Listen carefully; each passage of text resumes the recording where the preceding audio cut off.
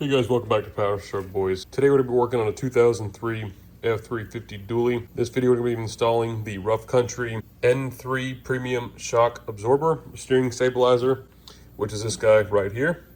Okay, so there's two different style kits you can get. You can get one where it has an aftermarket kit that attaches to the tie rod sleeve, and then it utilizes the factory bracket over on the passenger side, up underneath where to hold the leaf spring to the front axle.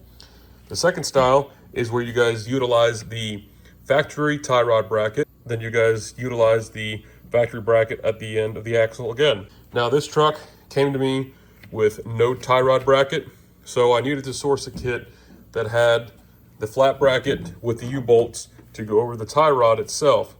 So I opted for this guy, got it on Amazon. It was like 50 bucks with the bracket and the shock itself.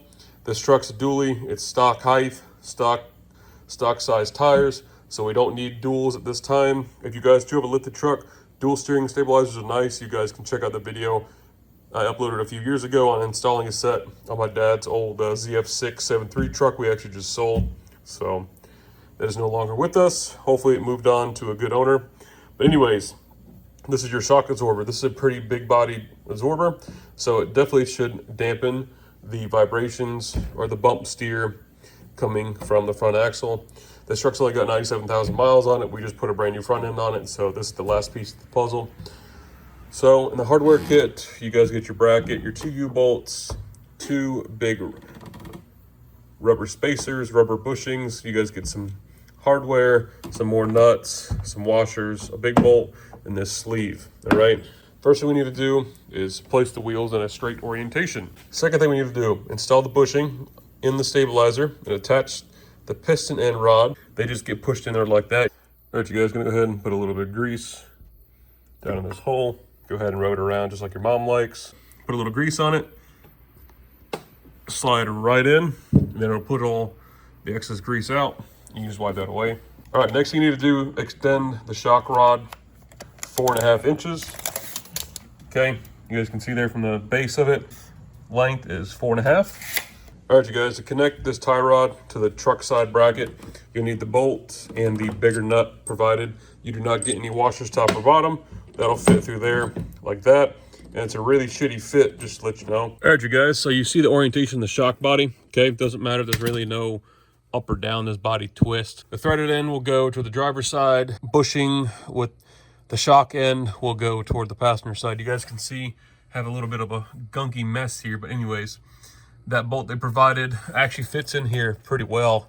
Even though it was kind of a crappy fit inside that metal sleeve, it's the perfect length and size. And then you guys have your oval style locking nut. Now this is going to get put on with some red Loctite. I'm going to clean the crap out of the threads there. All right, you guys, we have a 16mm wrench on the top, using 11/16 at the bottom for the nut. Applied some red Loctite. We're going to go ahead and just kind of...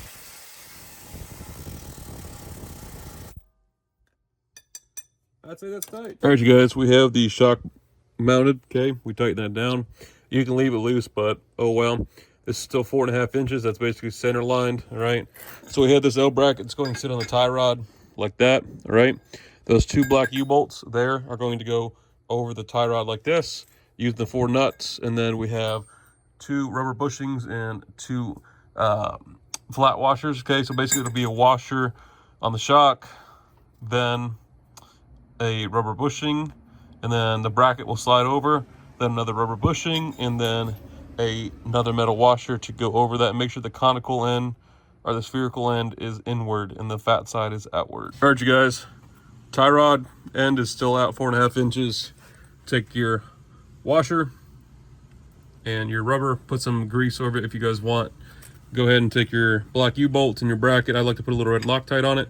Go ahead and slide it over. All right, again, make sure it's 4.5 inches. That will center this in the truck perfectly. We'll take our other bushing, we'll put some grease on it.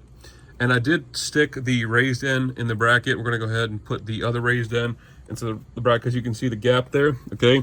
Then the back side will sit flush inside this other washer, all right? So that'll go on like that. We'll tighten this bracket to the body first. All right, you guys, install is done. Went ahead and put the Rough Country sticker on.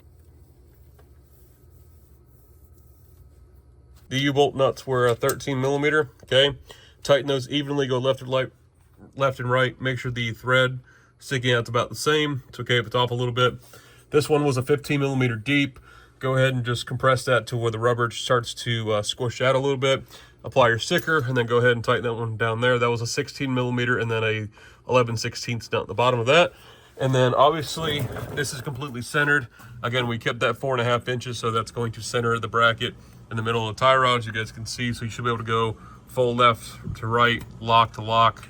And yeah, so that's how you install a N3 steering stabilizer from Rough Country on your F350 dually. Thanks for watching. Remember to leave a like, comment, subscribe. We'll see you guys in the next video.